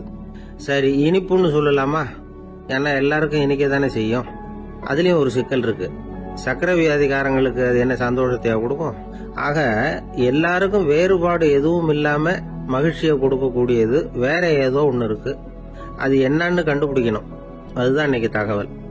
அதை கண்டுபிடிக்கணும்னா இந்த கதையை கேட்கணும். அது என்ன கதைன்னா, ஒரு ஊர்ல ஒரு ராஜா இருந்தார். அவருக்கும் இதே சந்தேகம் வந்துட்டுது. அதாவது எல்லாருக்கும் இன்பம் தரக்கூடிய பொருள் எது அப்படின்னு. இதுக்கு பதில் தெரிஞ்சுக்கிறதுக்கு ஆசைப்பட்டார். சரி, அதுக்கு என்ன செய்யலாம்னு யோசனை பண்ணாரு. நாட்டு மக்களுக்கு பகிரங்கமா ஒரு அறிவிப்பு கொடுத்தார். நம்ம நாட்டு மக்கள் இன்பம் தரக்கூடிய பொருள் எதுன்னு நினைக்கிறாங்களோ அதை கொண்டுகிட்டு வந்து அரண்மனையில உள்ள கண்காட்சி மண்டபத்துல வைக்கலாம். அப்படி அவங்க வைக்கிற பொருள்கள்ல எது எல்லாருக்கும் இன்பம் தரக்கூடியதா இருக்குமோ அதை வச்சவருக்கு 1000 பொற்காசுகள் பரிசு அப்படின்னு அறிவிப்பு கொடுத்துட்டார். ஜனங்கள் இந்த அறிவிப்பை கேட்டாங்க. அதுக்கப்புறம் சும்மா இருப்பாங்களா? 1000 பொற்காசுன்னா சும்மாவா? அவங்க கையில என்னென்ன கிடைச்சதோ அதையெல்லாம் கொண்டாந்து அரண்மனை காட்சி மண்டபத்துல வச்சுட்டாங்க. அதுக்கப்புறமா ராஜா அங்க வந்தார். ஒவ்வொன்னா பாத்துக்கிட்டே வந்தார். முதல்ல ஒரு குயில் இருந்தது, இனிமையா பாடக்கூடிய குயில். இந்த குயிலோட இன்னிசை எல்லாருக்கும் இன்பம் தரக்கூடியதுதான். இருந்தாலும் காது கேட்காதவங்களுக்கு இந்த இசை எப்படி இன்பம் தர முடியும்? அதனால இது சரியில்லைன்னு விட்டார். அடுத்தபடியா போனாரு. அங்க என்ன வச்சிருக்கிறாங்கன்னு பார்த்தா ஒரு அழகான மயில் அங்க தோகை விரிச்சு ஆடிக்கிட்டு இருக்குது. இந்த மயிலோட ஆட்டம் மனசுக்கு இன்பம் தரக்கூடியதுதான். இருந்தாலும் பார்வை இல்லாதவங்க இந்த ஆட்டத்தை பார்த்து ரசிக்க முடியுமா? முடியாது. அதனால இதுவும் சரியில்லை அப்படின்னு சொல்லிவிட்டார். அதுக்கு அடுத்தபடியா போனார். பல வகையான இனிப்பு பண்டங்களை வச்சிருந்தாங்க. பார்த்தார், வயசானவங்களுக்கும் நோயாளிகளுக்கும் இது இன்பம் தராது, துன்பம் தான் கொடுக்கும் அப்படின்னார். இப்படி ஒவ்வொன்னா பார்த்துக்கிட்டே போறார். அழகான மலர்கள், கனிகள், ஓவியங்கள் எதுவுமே பொருத்தமா தெரியல. சகல பேருக்கும் இன்பம் தரக்கூடிய வகையில எதுவும் இல்லை. கடைசியா வந்தாரு. அங்க ஒரு களிமண் பொம்மை இருந்தது. அது என்ன பொம்மை தெரியுமா? பசியால வாடி இருக்கிற ஒருத்தருக்கு ஒரு அம்மா இனிமையா பேசிக்கிட்டு சோறு போடுறது மாதிரி அந்த பொம்மையை செஞ்சிருந்தாங்க. அதுக்கு கீழே அன்பு அப்படின்னு எழுதியிருந்ததுதான். ராஜா பளிச்சுன்னு ஒரு முடிவுக்கு வந்தார். அந்த பொம்மையை செஞ்ச சிற்பியை வரவழைச்சார், பரிசு கொடுத்தார். அன்பு ஒண்ணுதான் எல்லாருக்கும் இன்பம் அளிக்கக்கூடிய பொருள். காது கேட்காதவங்களும் அதை கேட்க முடியும், பார்வை இல்லாதவங்களும் அதை பார்க்க முடியும், குழந்தைகளும் அதை உணர முடியும் அப்படின்னு அதுக்கு விளக்கம் கொடுத்தார் அந்த மன்னர். இந்த உலகத்துல எல்லாருக்கும் மகிழ்ச்சி தரக்கூடிய ஒரு பொருள் அன்பு தான். அதை புரிஞ்சுக்கிட்டு தான் சில கணவன்மார்கள் மனைவி பேர்ல ரொம்ப அன்பை காட்டிக்கிறது வழக்கம். ஒரு வீட்டு வாசப்படி பக்கமா மழைக்கு ஒதுங்கினார் ஒருத்தர். மழை தூரிக்கிட்டு இருந்தது, இருட்டு நேரம். அந்த வீட்டுல இருந்தவர், இன்னைக்கு ராத்திரி வேணும்னா இங்கேயே தங்கிட்டு காலையில போங்க அப்படின்னார். உடனே இவரு சொன்னார், ரொம்ப நன்றிங்க, ஒரு 10 நிமிஷத்துல இதை வந்துடுறேன் அப்படின்னு சொல்லிவிட்டு எங்கேயோ ஓடினார். 10 நிமிஷம் கழிச்சு திரும்பி வந்தார். ஆமா, எங்க போயிட்டு வந்தீங்கன்னு கேட்டார் வீட்டுல இருந்தவர். நேரா எங்க வீட்டுக்கு போய் மனைவி கிட்ட இன்னைக்கு ராத்திரி இங்கேயே தங்கிக்கிறேன்னு சொல்லிவிட்டு வந்துட்டேன் அப்படின்னார் அவர். அன்புல இது ஒரு ரகம். எதிர்காலத்தை நினைச்சா எனக்கு ரொம்ப பயமா இருக்கு சார் அப்படின்னு சொல்றவங்க நிறைய பேர் இருக்கிறாங்க. அதாவது பயப்படாத மனிதர்கள்னு யாருமே கிடையாது. ஒவ்வொருத்தருக்கும் ஒவ்வொரு விதமான பயம் இருந்தாலும் ஒட்டுமொத்தமா பாக்குறப்போ மனிதனுக்கு 6 விதமான பய உணர்வுகள் வரலாம் அப்படின்னு பெரியவங்க சொல்றாங்க. எல்லா விதமான பயமும் இந்த 6 வகைக்குள்ள அடக்கம். அந்த 6 வகை பயமும் 6 எதிரிகள் மாதிரியாம். 6 எதிரிகளையும் புரிஞ்சுக்கிட்டோம்னா போதும், வாழ்க்கையில சுலபமா வெற்றி அடைய முடியும். சரி, அந்த 6 வகை பயம் என்னென்ன அப்படின்னு பார்ப்போம். முதல்ல வறுமை பற்றிய பயம், 2வது பழிச்சொல் பற்றிய பயம், 3வது உடல் நலம் பாதிப்பு பற்றிய பயம், 4வது என்னன்னா காதல் தோல்வி, 5வது முதுமை, 6வது மரணம். அதாவது பயப்படுறதுங்கிறது ஒரு மனநிலை தான். இந்த மனநிலையை கட்டுப்படுத்த முடியும், திசை திருப்ப முடியும். சரி, இந்த பயங்களின் அறிகுறிகள் எப்படி இருக்கும்? வறுமை பற்றிய பயம் அப்படின்னு முதல்ல சொன்னோம் இல்லையா? அந்த பயத்தின் அறிகுறிகளை தெரிஞ்சுக்குவோம். எதுலேயும் அக்கறை இல்லாம இருக்கிறது, ஒரு குறிக்கோள் இல்லாம இருக்கிறது, வறுமையை சகிச்சுக்கிறது, வாழ்க்கையில கிடைக்கிறது எதுவா இருந்தாலும் ஆட்சேபனை இல்லாமல் ஏத்துக்கிறது, மனசாலும் உடம்பாலும் சோர்ந்து போயிருக்கிறது, ஆர்வம், முனைப்பு, கற்பனை திறன் எதுவுமே இல்லாம இருக்கிறது. இதெல்லாம் தான் அந்த வறுமை பற்றிய பயத்தின் அறிகுறிகள். அந்த அடுத்தது ஒண்ணு பார்த்தோமே, பழிச்சொல் பற்றிய பயம். அதாவது அடுத்தவங்க நம்மளை குறை சொல்லி விடுவாங்களோ அப்படிங்கிற பயம். இதுக்கு அறிகுறி என்ன தெரியுமா? புதியவர்களை சந்திக்கிறதுக்கு பயப்படுறது, முடிவு எடுக்க முடியாம குழம்புறது, பிரச்சனைகளை தவிர்க்க விரும்புறது, தாழ்வு மனப்பான்மை, வரவுக்கு மீறி செலவு செஞ்சு இமேஜை உயர்த்திக்கிறது, குறிக்கோள் இல்லாத வாழ்க்கை. இதெல்லாம் தான் அதுக்கு அறிகுறிகள். மூணாவது பயம், உடல் நலம் பாதிப்பு பற்றிய பயம். அதாவது நோய் பற்றிய பயம். ஒரு உண்மை என்ன தெரியுமா? டாக்டரை சந்திக்கிற மனிதர்கள்ல 75% பேர் தங்களுக்கு நோய் வந்துட்டுதுங்கிற கற்பனையில இருக்கிறவங்களாம். நிஜமாவே நோய் கிடையாது அவங்களுக்கு.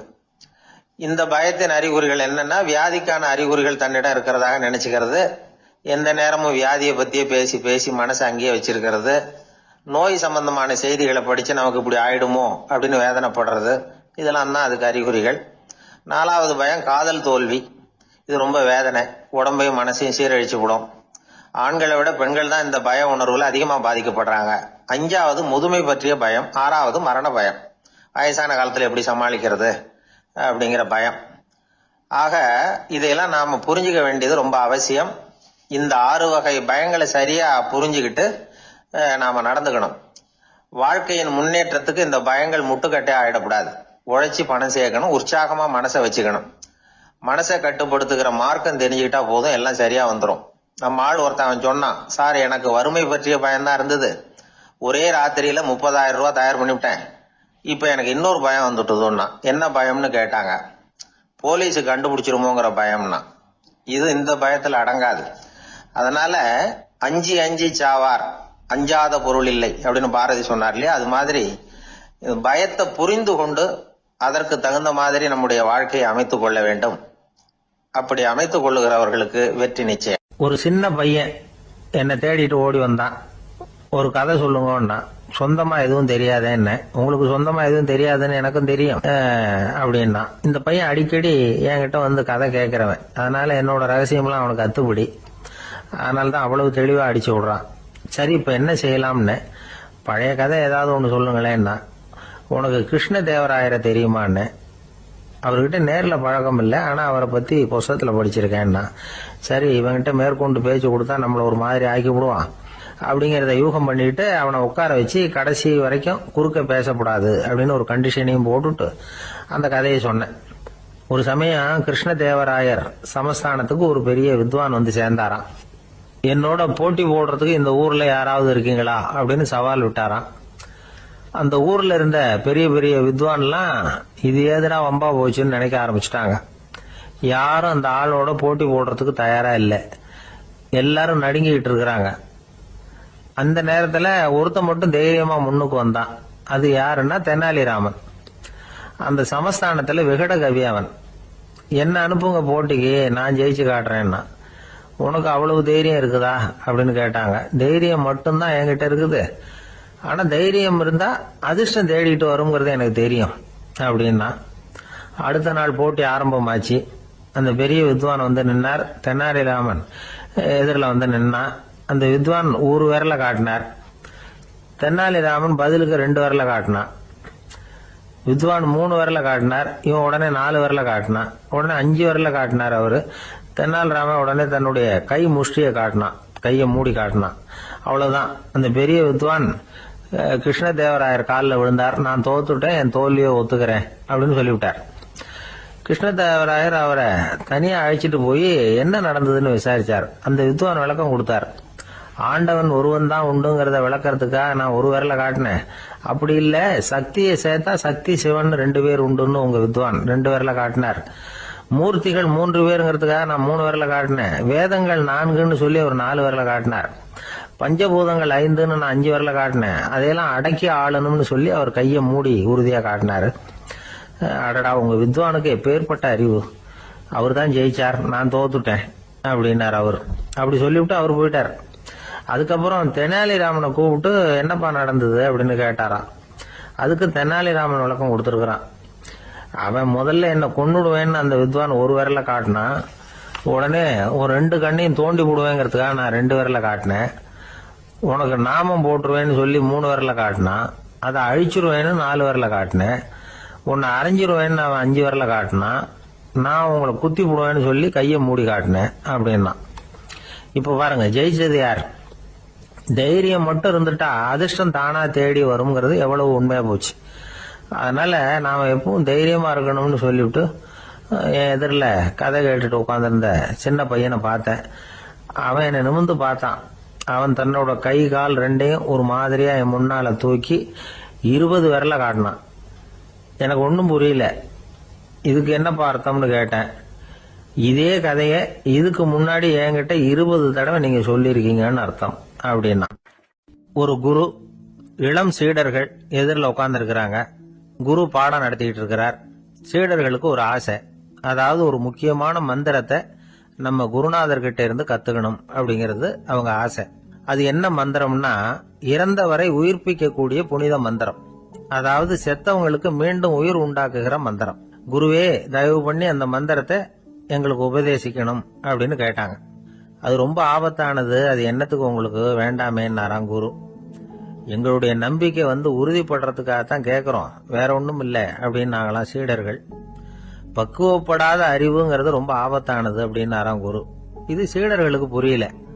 அது எப்படிங்க பக்குவப்படாத அறிவு ஆபத்தானதுன்னு சொல்றீங்க, அப்படின்னா என்ன அப்படின்னு கேட்டிருக்காங்க சீடர்கள். குரு அதுக்கு விளக்கம் கொடுத்தாராம். அந்த மந்திரத்தை எப்போ பயன்படுத்தணுங்கிறது முக்கியம். அதை அறியக்கூடிய ஞானம் ஏற்படுகிற வரைக்கும் அதை தெரிஞ்சுக்காம இருக்கிறது தான் நல்லது, இல்லைன்னா ஆபத்துன்னாராம். ஆனா அந்த சீடர்கள் அதை கேட்கற மாதிரி இல்லை, ரொம்ப பிடிவாதம் பண்ண ஆரம்பிச்சுட்டாங்க. சரி வாங்க சொல்றேன்னாரு குரு. எல்லாரும் வந்தாங்க. அந்த புனித மந்திரத்தை அவங்களுக்கு ரகசியமா உபதேசம் பண்ணார். உபதேசம் பண்ணிவிட்டு அவங்களுக்கு எச்சரிக்கையும் கொடுத்தார். இந்த மந்திரத்தை நல்லா ஆராய்ச்சி பார்த்ததுக்கு அப்புறம் தான் உச்சரிக்கணும், அவசரப்பட்டு எதுவும் செஞ்சிடக்கூடாது அப்படின்னு ஒரு தடவைக்கு பல தடவை எச்சரிக்கை கொடுத்தார். சரின்னு சொல்லிவிட்டு அவங்க எல்லாம் மந்திரத்தை கத்துக்கிட்டு எழுந்திரிச்சு போயிட்டாங்க. ஒரு நாள் அந்த சீடர்கள் எல்லாம் மணற்பாங்கான இடத்துல அப்படியே நடந்து போயிட்டு இருக்கிறாங்க. ஒரு பாலைவன பகுதி மாதிரி ஒரு இடம். அங்க ஒரு இடத்துல எலும்புகள் குவியலா கிடந்தது. உடனே இந்த சீடர்கள் முன்ன பின்ன யோசிக்காம, தியானமும் பண்ணாம அந்த மந்திரத்தோட பயனை சோதிச்சு பார்க்கணும் அப்படின்னு நினைச்சுக்கிட்டு அந்த மந்திரத்தை உச்சரிக்க ஆரம்பிச்சுட்டாங்க. அவ்வளவுதான். உடனே என்னாச்சு தெரியுமா? அந்த எலும்புகள் எல்லாம் ஓநாய்களா மாறி அவங்கள துரத்த ஆரம்பிச்சுட்டுது. சீடர்கள் எல்லாம் தலைதெறிக்க ஓட ஆரம்பிச்சுட்டாங்க. ஓநாய்களும் விடல, அவங்கள துரத்தி பிடிச்சி கடிச்சு கொதற ஆரம்பிச்சுட்டுது. அப்பதான் அந்த சீடர்களுக்கு குரு சொன்ன அறிவுரையோட அர்த்தம் புரிஞ்சுது. பக்குவப்படாத அறிவு ஆபத்தானது அப்படிங்கிறது. அதனால இதுல இருந்து நாம தெரிஞ்சுக்க வேண்டியது என்னன்னா, நாம நம்ம அறிவை வளர்த்துக்கிட்டா மட்டும் போதாது, அந்த அறிவை எப்போ எப்படி பயன்படுத்தணும் அப்படிங்கிற பக்குவமும் நமக்கு வரணும். அப்பதான் வாழ்க்கை நல்லபடியா அமையும், இல்லைன்னா இடைஞ்சல் தான். இந்த காலத்துல சில சின்ன பிள்ளைங்களுக்கே அறிவு ரொம்ப பக்குவப்பட்டிருக்குங்கிறத உணர முடியுது. ஒரு சின்ன பையன் பள்ளிக்கூடத்துல மார்க் லிஸ்ட் கொடுத்தாங்க, வாங்கிக்கிட்டு அவசரமா வீட்டுக்கு ஓடினான். எதிரில் வந்த ஒருத்தர் கேட்டார், என்ன அவசரம், ஏன் இப்படி வேகமா ஓடுறேன்னார். எங்க அம்மா கிட்ட அடி வாங்கணும், அதுக்காக தான் ஓடுறேன்னா. அடி வாங்கறதுக்கா இவ்வளவு அவசரம்னார் அவரு. அப்படி இல்லைங்க, நான் போறதுக்குள்ள எங்க அப்பா வீட்டுக்கு வந்துட்டாருன்னா அவர்கிட்ட அடி வாங்க வேண்டியிருக்கும், அதை அவாய்ட் பண்றதுக்காக இப்படி ஓடுறேன் அப்படின்னு நானும். ஒரு மனிதர், அவர் யாருக்கிட்டே தொலைபேசியில பேசிட்டு இருக்கிறார். கொஞ்சம் தூரத்துல நாம நிக்கிறோம். எட்டத்துல இருந்துகிட்டு அவரை கவனிக்கிறோம். அவர் போன்ல பேசுறத, அவர் பேசுகிற வார்த்தைகள் என்ன அப்படிங்கறத நம்ம காதுல விழல. ஆனாலும் அவர் பேசிக்கிட்டு இருக்கிறது நல்ல செய்தியா கெட்ட செய்தியா அப்படிங்கறத நம்மால யூகிக்க முடியும். மகிழ்ச்சியான செய்தியை பேசும்போது முகம் மலருது, புன்னகை பூக்குது. இதுல ஒண்ணு நீங்க கவனிக்கணும், தொலைபேசியில நாம பேசுறப்போ நம்மோட பேசுறவர் எதிரில் இல்ல, அவர் தொலைபேசி வழியா நம்ம குரலை மட்டும்தான் கேட்க போறாரு, நம்ம முகத்தை அவர் பார்க்க போறது இல்ல. அப்படி இருந்தும் அப்ப நம்ம முகம் ஏன் மலரணும் அப்படின்னா, இதுதான் உடல் மொழி, பாடி லாங்குவேஜ் அப்படின்னு சொல்றாங்க. நம்ம அறியாமலேயே நம்ம உடம்பு செய்திகளை தெரிவிக்குது பாருங்க, அதுதான் உடல் மொழி. ஒரு மனிதர் தொலைபேசியில பேசிக்கிட்டு இருக்கிறத நீங்க தூரத்துல இருந்து கவனிச்சுக்கிட்டே, அவர் நண்பரோட பேசுறாரா, மனைவியோட பேசுறாரா, குழந்தையோட பேசுறாரா, இல்ல மேல் அதிகாரி கிட்ட பேசுறாரா, அல்லது அவருக்கு கீழே பணிபுரிகிறவர்கள் கிட்ட பேசுறாரா அப்படிங்கிறத கண்டுபிடிக்கலாம். அதுக்கு காரணம் அவருடைய உடல் மொழி. இந்த உடல் மொழி கூட நம்ம வாழ்க்கையின் முன்னேற்றத்துக்கு பயன்படும். இதை பத்தியெல்லாம் கூட சில நிபுணர்கள் ஆராய்ச்சி பண்ணி பார்த்திருக்கிறாங்க. அவங்க சில விவரங்களை சொல்றாங்க. குறிப்பா ஒருத்தர் தன்னுடைய நாற்காலியில கிட்டத்தட்ட படுத்துக்காத குறையா உட்கார்ந்துருக்கிறாருன்னு வச்சுக்கோங்க. எதிர இருக்கிறவர் பேசுறது அவருக்கு பிடிக்கலன்னு அர்த்தமா. தலையை சொரிஞ்சுக்கிறது, வேற வேற திசைகள்ல பாக்குறது, கொட்டாவி விடுறது, கால்களை மாத்தி போட்டு உட்கார்றது, களைப்பா கை விரல்களை அப்படியே பின்னிக்கிறது, அடிக்கடி கடிகாரத்தை பாக்குறது, இப்படிலாம் ஒருத்தர் பண்ணிட்டு இருக்கிறாருன்னா நாம கூடிய சீக்கிரம் அந்த இடத்த விட்டு எழுந்திரிச்சு வந்துடுறது நல்லது. ஏன்னா இதெல்லாம் அவருடைய சலிப்பு, சோர்வு, ஆர்வமின்மை இதுக்கு அடையாளங்கள். நம்முடைய பேச்சு அவரை சலிப்படைய வச்சுட்டதுன்னு அர்த்தம். அவர் ரொம்பவும் சோர்ந்து போயிட்டாருன்னு பொருள். நம்முடைய பேச்சில் அவருக்கு ஆர்வம் இல்லைன்னு அர்த்தம். அதே நேரத்தில் நாற்காலியின் நுனியில அமர்ந்து உடலை முன்னுக்கு நகர்த்தி எதிர இருக்கிறவரின் கண்களை பார்த்துக்கிட்டே பேசினாலும் சரி அல்லது பேச்சை கேட்டாலும் சரி, உங்க பேர்ல மற்றவங்களுக்கு உள்ள பிடிப்பு அதிகரிக்கும். நாம எப்படிப்பட்டவருங்கிறத நம்ம உடம்பும் நடை உடை பாவனையும் அடுத்தவங்களுக்கு காட்டி கொடுத்துரும். உங்க உடம்பு, உங்க பார்வை, நடை, உட்கார்ற விதம், இதை வச்சுக்கிட்டே நீங்க பொறுப்புள்ளவரா, முரடரா, அலட்சியமானவரா, மரியாதை தெரிஞ்சவரா, அடக்கமானவரா, நம்பிக்கைக்கு உரியவரா, நாணயம் இல்லாதவரா, பயந்தவரா, திறமசாலியா, அப்பாவியா அப்படிங்கறதெல்லாம் கண்டுபிடிச்சிடலாம். அதனால இந்த உடல் மொழியை புரிஞ்சுக்கிட்டு நம்மளை கொஞ்சம் சரிப்படுத்திக்கிட்டோம்னா வாழ்க்கையில சுலபமா பல காரியங்களை சாதிக்க முடியும். ஒரு மனநல மருத்துவமனை, அங்க ஒருத்தர் ஒரு நாற்காலியில உட்காந்துக்கிட்டு கார் ஓட்டுறது மாதிரி அப்படி பாவனை பண்ணிட்டு இருந்தார். ஸ்டேரிங்கை திருப்புறது மாதிரி, பின்னாடி வர்ற வண்டியை நிக்க சொல்றது மாதிரி, அப்புறம் இவர் ஒதுங்கிக்கிட்டு அவருக்கு வழி விடுறது மாதிரி, இப்படிலாம் சேட்டைகள் பண்ணிட்டு இருந்தார் மனநல மருத்துவமனையில. இத பார்த்துக்கிட்டு இருந்த ஒருத்தர் பக்கத்துல இருந்த இன்னொருத்தர்கிட்ட கேட்டார், இவர் ஏன் இப்படி பண்றாரு, இவருக்கு ஏன் அப்படி வந்தது நிலைமை அப்படின்னு சொல்லி அவர் விசாரிச்சார். அப்ப அவர் விவரம் சொன்னார். வேற ஒண்ணும் இல்லைங்க, இவருக்கு கார் ஓட்டணும்னு ஆசை ரொம்ப காலமா, அது நிறைவேறாம போயிட்டுது. அதுக்கப்புறம் அவர் மனநோயாளியா மாறிட்டார். இங்க அழைச்சிட்டு வந்தாங்க. இங்க அழைச்சிட்டு வந்ததுல இருந்து அப்படிதான் பண்ணிட்டு இருக்கிறாரு. அவ கார் ஓட்டுறது மாதிரிலாம் பாவனை பண்ணிட்டு இருப்பார், திருப்புறது மாதிரி பண்ணுவார், பின்னாடி வர்றவங்களுக்கு இடம் விடுவார், இப்படிலாம் செய்யறார் அப்படின்னு விவரம் சொன்னாங்க. நீங்க சொல்லப்படாதா, இப்ப நீங்க கார் ஓட்டல, வெறும் நாற்காலியில தான் உட்கார்ந்து இருக்கிறீங்க அப்படின்னு நீங்க சொல்லப்படாதா அவருக்கு அப்படின்னு கேட்டாங்க. அது முடியாதுங்க. ஏன்னா அந்த காரை கழுவுறதுக்காக அவர் தினமும் எனக்கு 10 ரூபா கொடுத்துக்கிட்டு இருக்கிறார் அப்படின்னாராம் அங்க வேலை செஞ்சுக்கிட்டு இருந்த ஒருத்தர். அதனால வாழ்க்கையில நாம இந்த உடல் மொழியை புரிஞ்சுக்கணும். உடல் மொழிங்கிறது இப்ப ஆரம்பத்துல சொன்னது மாதிரி அந்த தொலைபேசியில பேசுறவங்கள தூரத்துல இருந்து பார்த்தாவே அவர் யாருகிட்ட பேசுறாரு, என்ன பேசுறாருன்னு தெரியும். நம்ம முகத்தை நல்லா வச்சுக்கணும். உடல் மொழிய நம்ம புரிஞ்சுக்கிட்டு பயன்படுத்த ஆரம்பிச்சோம்னா எந்த முயற்சி பண்ணினாலும் அதுல வெற்றி நிச்சயம். ஒரு நாள் ஒரு 10-15 பள்ளிக்கூடத்து பிள்ளைங்க தேடிட்டு வந்தாங்க. உங்களை பார்த்துட்டு தான் போகணும், அதுக்காக தான் வந்திருக்கோம்னாங்க. என்ன விஷயம்னு கேட்டோம். நாங்கள்லாம் கூடி ஒரு முடிவு பண்ணியிருக்கிறோம், அதை உங்ககிட்ட சொல்லணும் அப்படின்னாங்க. அதுவும் ஒரு வாண்டு பையன் அதை சொன்னான். என்ன முடிவு அது அப்படின்னு கேட்டோம் ரொம்ப ஆர்வமாக. அதை இப்போ சொல்ல மாட்டோம், எங்களுக்கு பிடிக்கிற மாதிரி ஏதாவது ஒரு தகவல் சொன்னால் அதுக்கப்புறம் நாங்கள் அதை சொல்கிறோம் அப்படின்னு அந்த வாண்டு பையன். சரி, சின்ன பையன்கிட்ட இன்னைக்கு வசமாக மாட்டிக்கிட்டோம் அப்படின்னு நினச்சிக்கிட்டு அவங்களுக்கு தகுந்த மாதிரி ஒரு கதை சொல்ல ஆரம்பித்தோம். அது என்ன கதைன்னா, ஒரு பெரிய காடு, அதில் பலவிதமான மிருகங்கள். அந்த காட்டுக்கு ஒரு சிங்கம் தான் ராஜா. எப்பவும் காட்டுக்கு அது தானே ராஜா. ஒரு பெரிய யானைக்கு இது பொறுக்கலை. என்ன இது, எப்போ பார்த்தாலும் இங்கே சிங்கத்துக்கே ராஜா பதவி கிடைக்குது, நான்லாம் எவ்வளவு பலசாலியாக இருக்கிறேன், அப்படி இருந்தும் எனக்கு அந்த பதவி கிடைக்கலையே அப்படின்னு தனக்குள்ள பொறுமிக்கிட்டே இருந்தது. ராஜா பதவியை நினைச்சு ரொம்ப ஏக்கம், அதுக்கு பதவி மோகம். இந்த சமயம் பார்த்து ஒரு குள்ள நரி கூட்டம் அதை தேடிட்டு வந்தது. ஐயா பெரியவங்களே, நீங்க இந்த காட்டுக்கு ராஜாவா இருக்க ஆசைப்படுறீங்க, அதுல ஒன்றும் தப்பு இல்லை. ஆனா அதுக்கு முன்னாடி நீங்க எங்க கூட்டத்துக்கு கொஞ்ச நாள் தலைவரா இருங்க, அதாவது ராஜாவா இருங்களேன், உங்களுக்கும் ஒரு ட்ரைனிங் கிடைச்சது மாதிரி இருக்கும் அப்படின்னு சொல்லியிருக்குது இந்த கூட்டம், குள்ள நரி கூட்டம். இதை கேட்ட உடனே யானைக்கு ரொம்ப சந்தோஷம் தாங்கலை. அதுதான் எப்பன்னு பதவிக்காக காத்துக்கிட்டு இருக்குதே.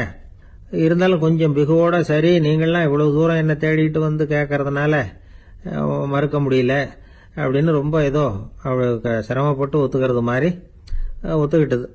ஏதோ உங்கள் ஆசைக்கு கட்டுப்படுறேன், கொஞ்ச நாள் உங்கள் கூட்டத்துக்கு ராஜாவாக இருக்கிறதுக்கு சம்மதிக்கிறேன் அப்படின்னுது.